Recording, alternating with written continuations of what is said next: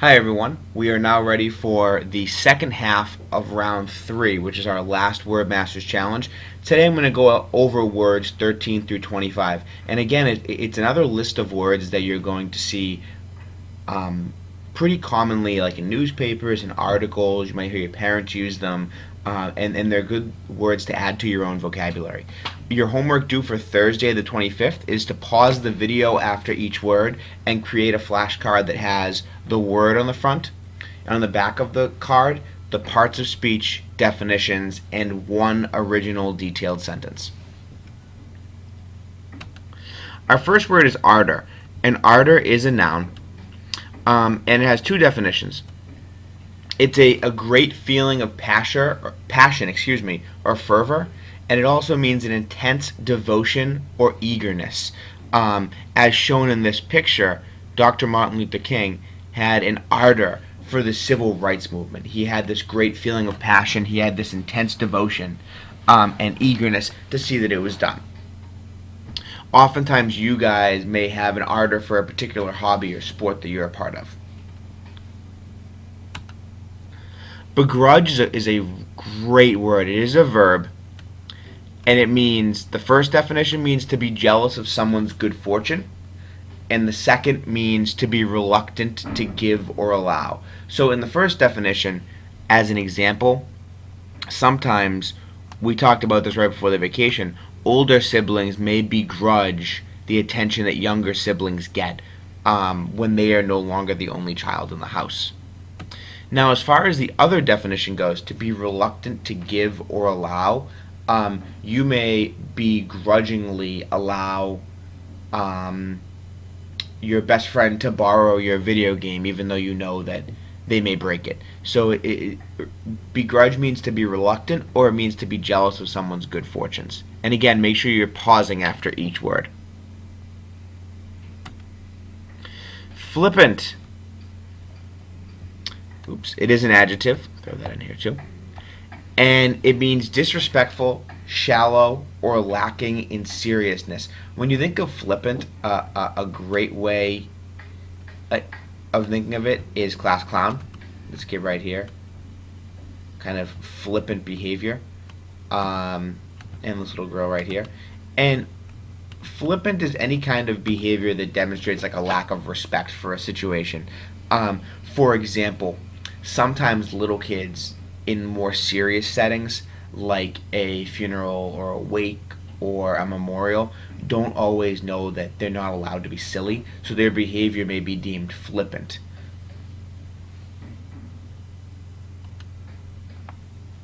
Grimace. Grimace is two parts of speech. It is a noun and a verb. As a noun, it means a facial expression that indicates disapproval, pain, fear, anxiety, and this would be a great example right here of a grimace. You can see by the guy's face, he's either concerned by something or he's in some kind of pain, and that's where it comes from. Now, the verb to grimace means to make a facial expression that indicates disapproval, pain, fear, anxiety, etc. For example, this guy right here is grimacing in pain after he's fallen off his bike in the Tour de France.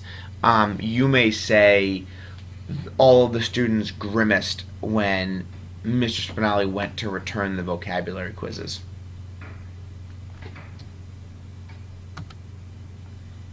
Castigate. Castigate is a verb, and it has two kind of similar but equally different definitions. The first is to criticize or reprimand severely. When I think of castigate, I think of drill sergeant. I think of like really in your face kind of severe reprimands for behavior. The second is to punish in order to correct. So for example, oftentimes when kids are little, mom and dad will be really strict about certain safety rules, like staying away from electrical sockets, or staying away from the stairs, or staying out of the kitchen cabinets where there might be medicine they shouldn't be near. So, like in this picture, the mother is castigating the daughter, and the reason for the punishment is in order to correct. Kind of similar to how sometimes teachers may ask kids to stay after for detention or just for a conversation about their behavior in order to correct the behavior. So that's an example of castigate. Zealous. Zealous is an adjective, and it means filled with or inspired by intense enthusiasm, eagerness, or energy. So if you, perfect example was earlier this week, at the beginning of April vacation, when the sun was out and it was a beautiful day. I was zealous about being outside. I went for a run, well, more like a walk, but I went for a run, and I did a bunch of various activities outside because I was zealous about being outside. Here's a great example of how it's used in a sentence. SpongeBob grew zealous at the thought of making Krabby Patties for 24 hours straight. And you can see how excited and enthusiastic he is. Many of you are zealous about those last couple days of school leading into summer vacation. Glen. Glen is a noun, and it's a narrow, secluded valley. So you can see right here among the hills, let me get my arrow out here, you can see right about there is where the glen would be. So it's basically a valley among hills or mountains. Usually, as you can see here, there's like a stream or some type of water source running through it. They're really pretty. You see them a lot often in the New Hampshire mountains. Mollify is a great word, and it is a verb, and it means to soften in feeling or temper, to pacify.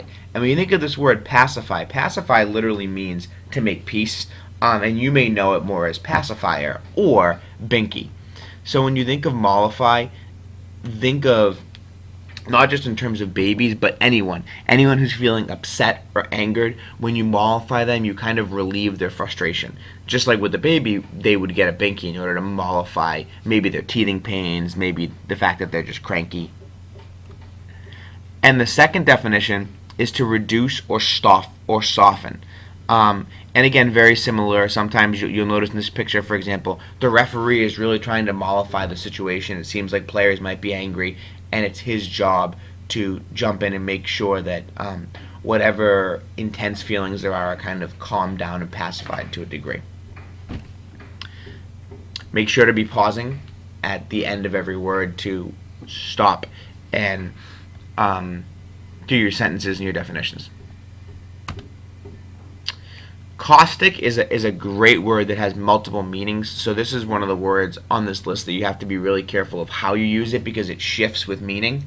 The first is an adjective, and it means capable of burning or corroding. So if you have a caustic material, for example, lighter fluid, it's capable of burning or corroding. And corroding basically means like to eat away or burn away at something. The second is severely critical or sarcastic, which it's really like harsh, biting criticism. For example, somebody may say to you in the hallway one day, "Oh, nice outfit," and you know that they're being kind of caustic there. It's kind of bitter. It's kind of a nasty statement. It's not that they really like your outfit. The noun version, and this would be an example of somebody maybe giving a caustic comment to a waiter or a chef. The noun version is any substance capable of burning or corroding. So any substance so if you use a caustic, that means you're using a material that you know is capable of burning or corroding something, like lighter fluid, any kinds of acid, lots of chemicals that you may use in chemistry labs up at the high school. And oftentimes you'll see a sign that says something to this extent: danger, caustic. As you can see here, the indication is that the material would burn the hand. Burrow. Burrow is a noun and a verb. And the noun version is, I'm sure you've heard this before, a hole or tunnel in the ground made by a rabbit, fox, or a similar small kind of woodland creature for shelter. It also means a place of retreat or shelter. Those of you who are Harry Potter fans would know that in the book series, Ron Weasley's family lives at a place called the Burrow, and J.K. Rowling had mentioned that one of the reasons why she chose that name is because it gives a sense of retreat or a sense of safety. The verb form of burrow means to make a hole or passage in. It also means to hide in a hole or passage in a couple. And for example, bunnies.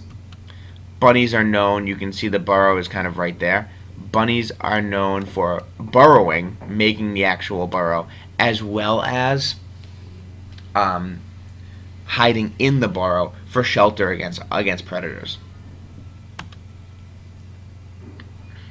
Suppress is a verb with 3 different definitions. The first is to put an end to or stop. So, for example, if you suppress, the teacher suppressed the idea that there would be no homework for the rest of the school year. The teacher put an end to the idea that there would be no homework in the school year. The second is to keep in or repress a feeling, smile, or groan. For example, you may want to laugh during class at some point, but you know that it's not an appropriate time, so you suppress the laugh. Unless you're laughing at one of my jokes, in which case it's always a good time. And the last one is to withhold from the public. For example, right now in the Boston Marathon bombings, the FBI and the Boston Police Department and the federal government, they don't want to release too much information yet until they know who their suspects are and what they're looking for. So they're suppressing a lot of information and keeping it within themselves until they share it with the media, hopefully later this week. So here would be an example of, in this case, this woman seems like she's suppressing her eagerness to eat some candies and some snacks. And then you would also suppress, when you think of suppress, you could also think of something like cough drops, because cough drops are a natural suppressant that help you keep down and help you avoid and repress coughing.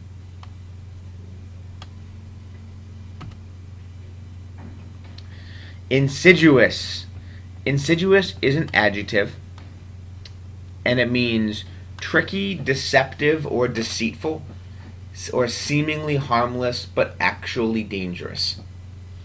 A great example, you guys probably know this guy. I forget his name. I know he's Dr. something.